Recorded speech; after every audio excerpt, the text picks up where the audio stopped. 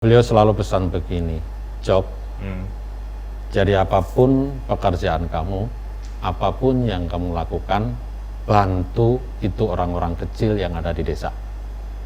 Bantu mereka, berdayakan mereka, dampingi mereka.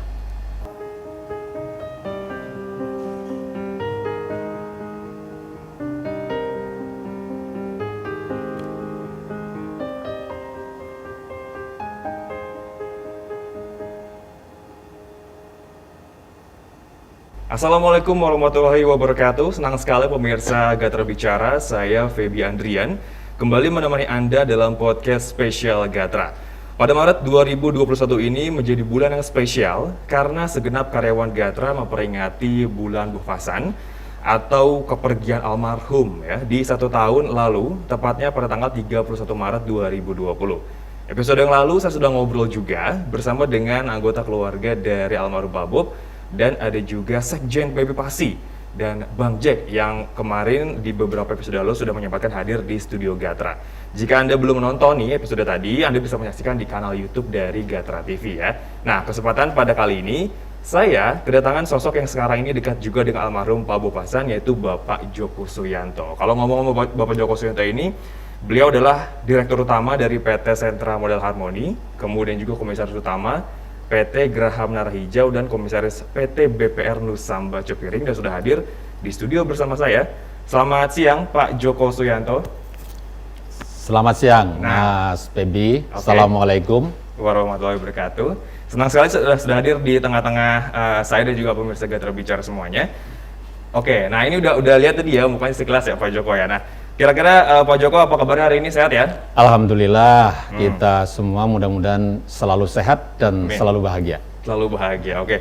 Ngomong kita sedang memperingati nih Pak Djoko 1 tahun ya kepergian almarhum Pak Bob yang sudah banyak sekali sudah menginterview beberapa, ada Mas Eko, Mas Uka, terus ada Pak Tigor juga, Bang Jack juga, yang semuanya mempunyai banyak pengalaman menarik. Nah, kalau saya pengen tahu nih kalau dari segi Pak Djoko sendiri, Pak Djoko ini kenal awal pertama sama Pak Bob ini di mana dan kapan? Pak Bobasan, jadi pertama kali saya ini bergabung di grup itu tahun 90. Jadi sudah kurang lebih 30 tahun something ya, cukup sudah senior ya? Ya cukup lumayan di perjalanannya. Nah itu saya bergabung, kebetulan saya dipercaya untuk di finance untuk grupnya Pak Bobasan. Utamanya adalah usaha-usaha yang bergerak di bidang perbankan dan broker asuransi. Itu yang mengawali saya bertemu di grup ini. Ya otomatis tentunya saya selama perjalanan utamanya di grup ini banyak berinteraksi dengan Pak Bobasan, karena beliau adalah tokoh yang saya kira satu menjadi tokoh panutan sebagai bapak kita bersama, tapi yang tidak kalah penting beliau itu sebagai orang yang sangat inspiratif ya, khususnya bagi saya dan tim saya di organisasi di dalam rangka bagaimana kita melayani kepada publik yang ada di Indonesia ini. Oke, nah kalau awal mulanya Pak Djoko diajak bergabung nih, atau ayo deh ikut gue kerja misalnya gitu sama Pak Bob, itu ada cerita lucunya nggak tuh Pak? Iya, awalnya kita memang saya lulus sekolah ini, saya merasa bahwa pilihan saya ini di dalam hati saya juga bercita-cita bagaimana saya itu bisa berinteraksi langsung pada masyarakat, utamanya adalah masyarakat yang ada di daerah, dan utamanya adalah di daerah-daerah yang remote. Bagaimana? Karena saya terinspirasi bahwa bagaimana kita bisa mampu berinteraksi sama mereka, dan yang lebih penting adalah bisa membantu di dalam mereka ini berkarya ya. Nah, oleh karenanya dengan kemudian saya ketemu dengan beliau ya, utamanya beliau juga menjadi inspirasi bagi kita. Saya sebutkan apa? Karena memang Pak Bobasan ini adalah figur yang low profile, meskipun beliau itu sebagai pengusaha besar gitu ya. Tapi bagaimana fokus dan concern mereka ini juga sama, bagaimana membantu masyarakat kecil ya, bagaimana kemudian dalam hidup beliau ini mampu intinya bermanfaat bagi orang lain. Nah, sehingga kita dipertemukan, terus kemudian juga usaha yang kemudian salah satu usahanya adalah bentuknya adalah Bank Beritaan Rakyat. Jadi mereka ini populasi waktu itu kita berdiri tahun 90 juga semuanya adalah di kota-kota kecamatan. Jadi artinya mereka berdekat dengan para UMKM yang ada di daerah, para UMKM yang ada di desa-desa. Nah, keinginan tentunya beliau adalah ayo Jok, kita bersama-sama ya, bagaimana kita bisa membantu mereka ini supaya apa? Semula yang mereka belum mampu menjadi pengusaha-pengusaha yang mampu dan bisa mandiri. Nah, sehingga mereka itu akan menjadi istilahnya pengusaha yang sukses di daerah, ya, para UMK yang sukses di daerah, sehingga mereka mampu bermanfaat bagi masyarakat sekitarnya. Nah, dari pertemuannya adalah itu, dan kita terus melakukan, artinya bahwa visi yang sama ini kemudian kita realisasikan dalam bentuk pekerjaan-pekerjaan yang alhamdulillah karena niat yang baik gitu ya, karena cita-cita yang baik, kita berusaha selama kurang lebih 30 tahun ini bisa berjalan dengan baik. Oh, seperti itu. Tapi yang saya penasaran juga nih Pak Joko nih, kenapa sih Pak Bob itu sangat concern dengan masyarakat kecil di beberapa desa lah, karena kan mungkin beliau juga besar di Jawa Tengah kalau tidak salah ya. Nah, kenapa Pak Bob itu sangat loyal atau inisiatifnya tinggi untuk membantu masyarakat kecil itu? Ya, kalau kita melihat Pak Bob itu kan memang ya sosok pengusaha, beliau juga pernah menjabat sebagai menteri dan menjadi tokoh tentunya bagi masyarakat Indonesia. Jadi pemikirannya tentunya sangat holistik di dalam konteks itu, bahwa kita melihat Indonesia itu negara yang begitu luas, berpulau-pulau, dan masyarakat, kebanyakan masyarakat Indonesia adalah yang ada di daerah. Dan pengusaha yang terbanyak itu usaha yang ada di Indonesia adalah para UMKM, dan itu letaknya adalah di daerah. Nah, berawal dari tentunya pemikiran Pak Bob yang seperti itu, bahwa beliau mengatakan bahwa kalau kita ingin mengungkit atau menumbuhkan ekonomi yang berdikari, maka kita juga harus fokus kepada pemberdayaan masyarakat yang ada di daerah, utamanya adalah para pelaku UMKM yang mereka ini selama ini mungkin belum mendapatkan sentuhan-sentuhan secara langsung oleh lembaga-lembaga yang formal begitu. Nah, di situ, dan kemudian yang kedua, pemikirannya bahwa konsentrasi bahwa mereka penduduk yang miskin itu adanya adalah di daerah-daerah. Sehingga keinginan luhur yang ingin dicapai oleh Pak Bob ini bagaimana bisa menjadi kegiatan ataupun apapun yang bentuk yang kita lakukan pekerjaan itu bisa membantu mereka untuk bagaimana meningkatkan ya taraf hidup mereka, sehingga mereka ini tidak kesulitan baik itu di bidang kesehatan mereka, pendidikan mereka, ekonomi mereka, terus usaha mereka menjadi usaha-usaha yang benar-benar mandiri dan mampu bermanfaat bagi lingkungannya. Seperti itu. Ya. Berarti memang targetnya adalah biar nggak kalah dengan orang kota gitu kali ya Pak ya? Idealnya adalah begitu. Jadi kalau ya idealnya adalah bagaimana mereka itu mampu berdaya di bidang ekonomi, karena di dalam program-program yang diinisiasi oleh Pak Hasan, bahwa itu program itu dilakukan secara menyeluruh. Jadi konteksnya adalah begini, cara melihatnya bukan hanya satu sisi modal aja, tapi bagaimana mereka ini dilakukan. Selalu Pak Bob selalu bilang kepada saya bagaimana kita ini bisa mendampingi mereka.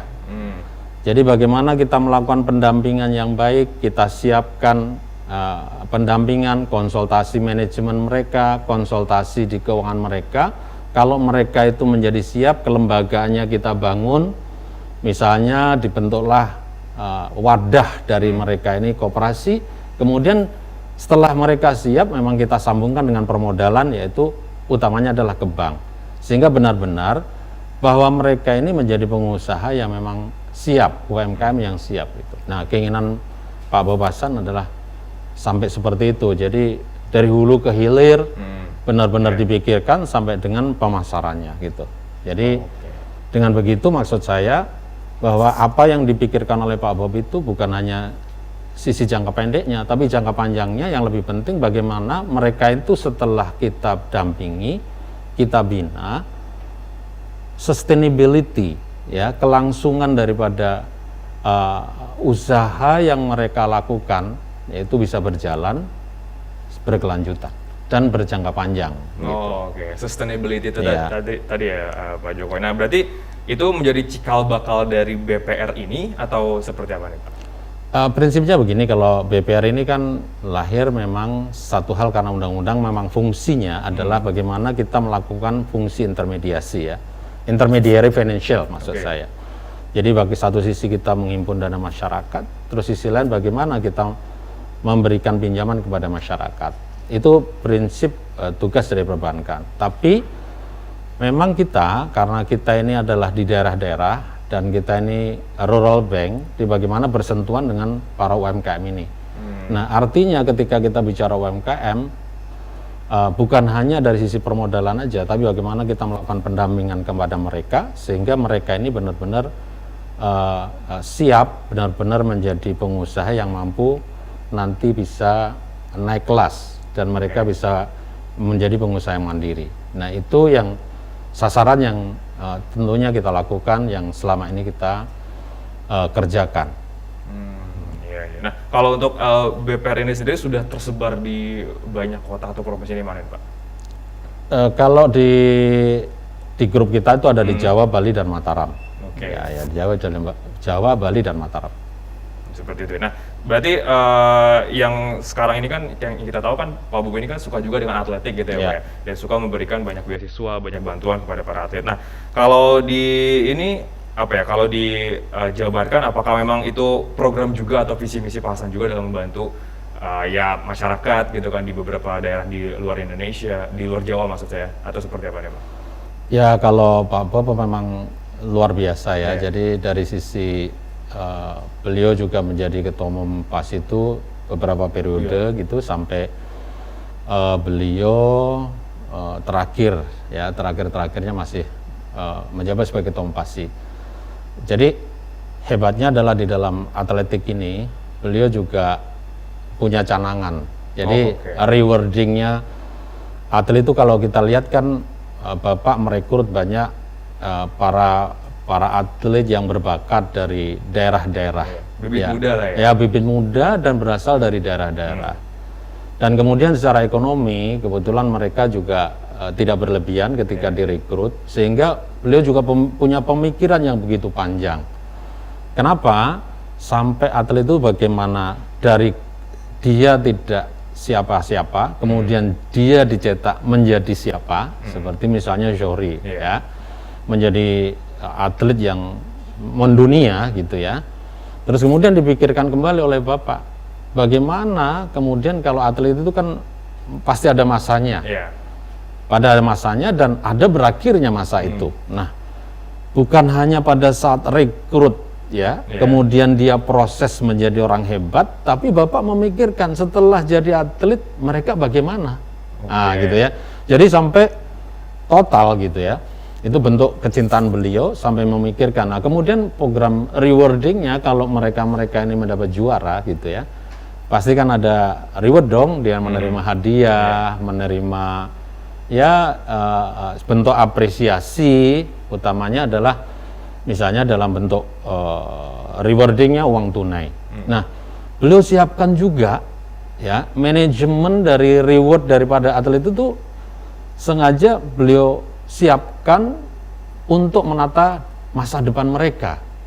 Nah, sehingga di program reward itu sengaja bahwa atlet-atlet itu tidak bisa langsung terima tunai. Karena Bapak berpikir ketika nanti kalau hadiah langsung diterima, nah khawatirnya uang itu langsung habis. Yang namanya anak muda gitu ya. Harus berputar langsung habis, sehingga di manage, ditabungkan dulu di bank. Nah, kemudian ditabung untuk apa? Itu sampai tabungannya aja tabungan masa depan namanya. Jadi menyiapkan mereka untuk setelah nanti pasca mereka jadi atlet, mereka ini masih punya saving, ya, Pegangan masih lah punya modal untuk bagaimana menata ke depannya. Nah, itu di manage, bahkan itu quote and quote jangan diambil kalau memang kalau tidak untuk satu modal usaha. Jadi kalau untuk modal boleh. Contoh atlet yang kemudian mereka juga mendirikan usaha, atau kemudian dia bikin kos-kosan. Nah, itu diperkenankan. Tapi untuk konsumtif itu nggak boleh. Atau kemudian untuk rehab rumah orang tuanya, itu boleh. Nah, dengan persyaratan-persyaratan itu baru boleh dicairkan di dalam rangka memang itu benar-benar uang ini menjadi produktif atau untuk investasi. Tujuannya hanya satu, Pak Bawasan, luar biasa, adalah setelah dia jadi atlet, masa depan dia itu tidak susah. Dia tetap menjadi orang, dan dia tetap menjadi orang-orang yang tidak kesulitan di kelak kemudian hari setelah dia selesai dengan atlet itu. Nah, itu saya kira sangat luar biasa. Oke. Ya. Tapi kalau Pak Joko sendiri pernah berpikir nggak sih ke Pak Bob waktu masih ada, jadi kok ini orang sampai segitunya gitu, dari mikirin dari dia ngerekrut, jadi atlet, terus memikirkan masa depan atletnya. Pak Joko pernah kepikiran kok ini orang seloyal gitu loh ke olahraga, atau ada pemikiran lain nggak tuh Pak? Pasti. Saya berpikir memang Pak Bob ini adalah orang yang sangat luar biasa. Jadi artinya begini, kalau beliau ini membantu orang lain, ya dibantu dengan ketulusan hati. Sehingga apa, program-program beliau yang bikin contoh di atlet itu, ya memang benar-benar program yang sangat menginspirasi bagi kita semua. Jadi total gitu. Sehingga program-program beliau ini menurut saya adalah program yang sangat luhur, karena benar-benar membantu ini tanpa pamrih. Nah, itu memang jarang lah. Jadi memang luar biasa. Satu kata Pak Bawasan, luar biasa program. Nah kalau saya pengen tahu nih, momen mungkin yang kira-kira paling berkesan atau juga momen paling nggak bisa dilupakan Pak Joko deh semasa beraktivitas bersama dengan Pak Bob, ada nggak tuh Pak? Banyak kenangan yang sangat luar biasa. Yang tidak enak atau nggak enak kali ya? Saya tidak bisa lupakan itu. Satu, ketika sama-sama kita ke daerah, ya, ke desa-desa. Berarti beliau suka turun langsung ke lapangan juga, Pak? Iya, saya mendampingi beliau ke 5 tahun terakhir ke desa-desa itu memang sama saya. Saya mempunyai kesan beliau itu punya ingatan yang sangat luar biasa, karena ketika ke desa-desa yang dulu kala pernah dilalui di zaman dahulu, ya mungkin saya belum lahir, dia ceritakan di setiap perjalanan, Jok, wah ini pasar, ini tempat saya dulu misalnya makan di sini. Sama telur satu yang dibagi 8 atau 12, pakai benang baginya, diceritain seluruhnya. Jadi di situ saya banyak belajar dengan kesederhanaan beliau, gitu loh. Kesederhanaan yang menuntun ketika melakukan perjalanan hidup, ya, dari awal, dari tidak siapa-siapa menjadi siapa-siapa tadi. Nah itu, terus kemudian juga yang paling terkesan lagi adalah sangat aware kepada masyarakat. Bahkan masyarakat yang beliau temuin itu sampai giginya ompong aja dia perhatikan. Bisa nggak, Jok? Yuk bantu supaya giginya itu utuh lagi. Sampai ke gigi. Satu gigi.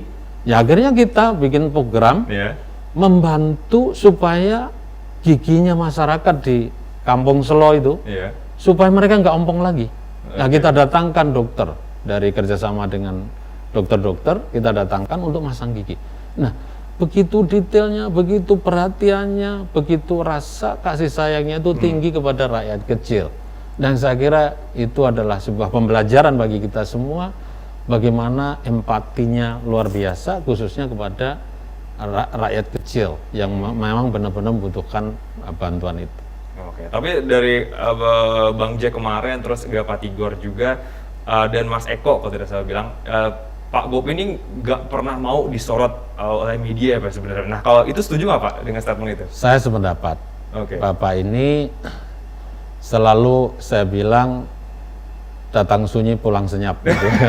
Nggak ketahuan berarti ya? Pinginnya membantu orang lain, berbuat banyak, tapi nggak usah apa ya, nggak usah euforia, nggak usah gembor-gembor.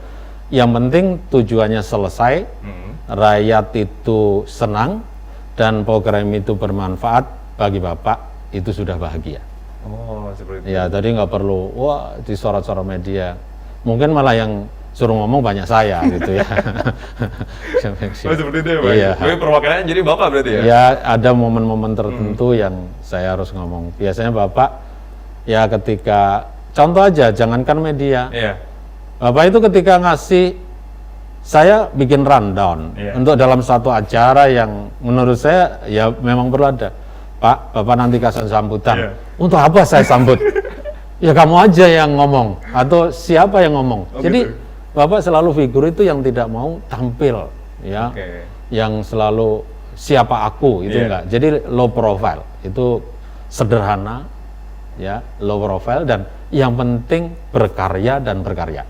Itulah Pak Bobasan. Oke, berarti memang valid berarti ya Pak itu yang jangan sampai gembar-gembur deh saya ngomong gitu ya.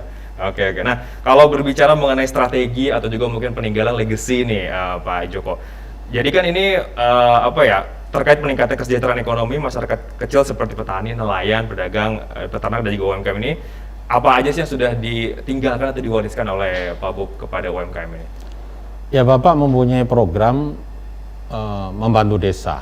Jadi tujuannya adalah bagaimana kemudian desa yang mereka bantu itu meningkat kesejahteraan mereka. Jadi kesejahteraan dan utamanya mengurangi kemiskinan di daerah tersebut. Jadi program-program Bapak ini contoh misalnya di Selo, Boyolali.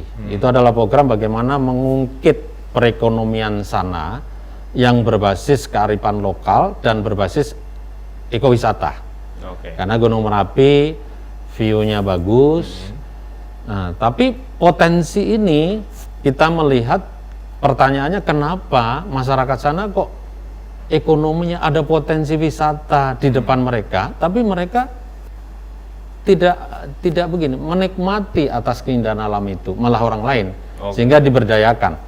Maka dibangun seperti, kalau orang wisata ke Boyolali, Selo, itu ada orang ke sana mesti harusnya menginap.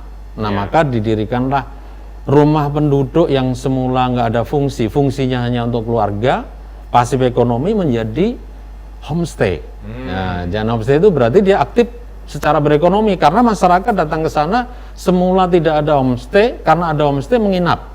Nah, orang kalau datang ke sana menginap, berarti uangnya itu tinggal di sana. Yang menikmati siapa? Orang sana. Nah, gitu. Jadi itu. Nah, kita bina, dididik. Jadi misalnya di bagian pemberdayaan di homestay, mereka kita kursusin misalnya bahasa Inggris yang sederhana. Kursus memasak, meskipun mereka ini pinter-pinter masak nasi goreng, tapi kan nggak standar. Ya kita ajari masak nasi goreng misalnya untuk breakfast.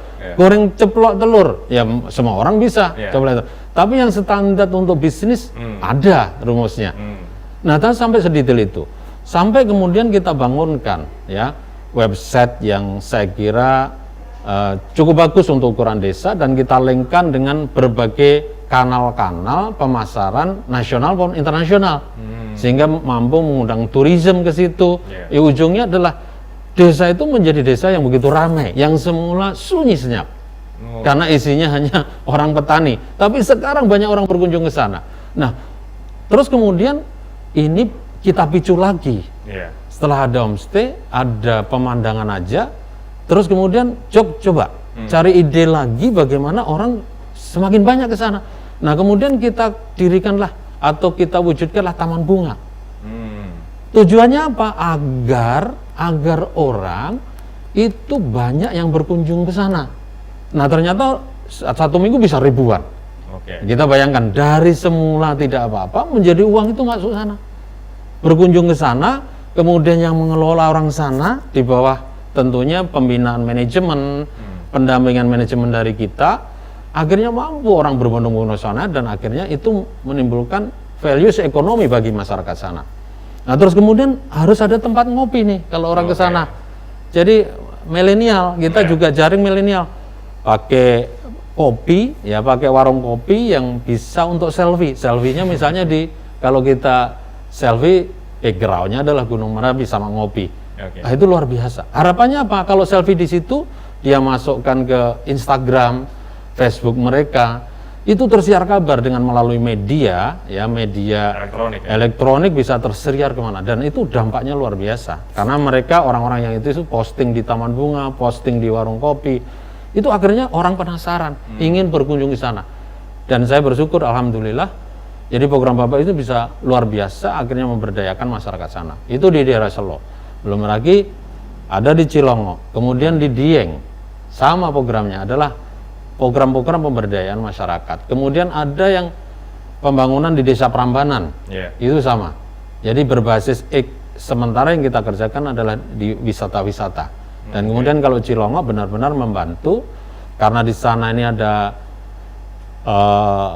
masyarakat yang mempunyai kearifan lokal atau membuat gula merah, kita dirikan pabrik pengolahan untuk gula merah supaya apa? Mereka lebih efisien, lebih bagus, terus kemudian mempunyai standar untuk dijual kepada pasar yang lebih luas, sehingga ujungnya adalah dampak keekonomian yang kemudian program ini sudah dilalui, sudah dilakukan oleh Pak Bopasan, itu mampu bermanfaat bagi masyarakat kecil, utamanya masyarakat desa yang tadi saya sebutkan dibantu itu. Jadi contoh-contohnya seperti itu. Kalau cerita bisa durasinya 2 jam saya cerita.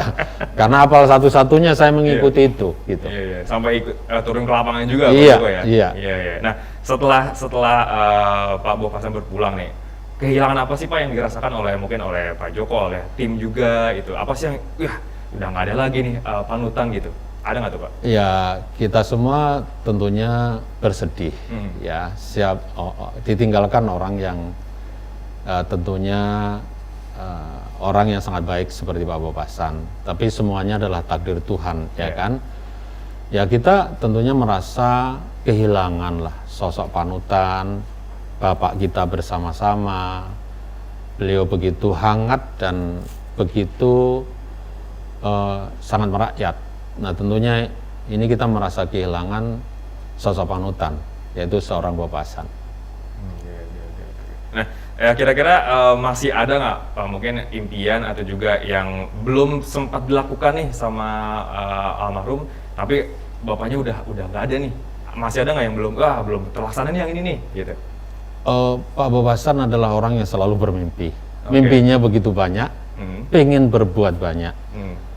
Utamanya adalah beliau punya mimpi, pokoknya setiap desa yang memang harus dibantu, kita harus bantu. Tapi takdir berbicara lain ya. Ketika on proses untuk program Cilongo dan kemudian program yang ada di Dieng,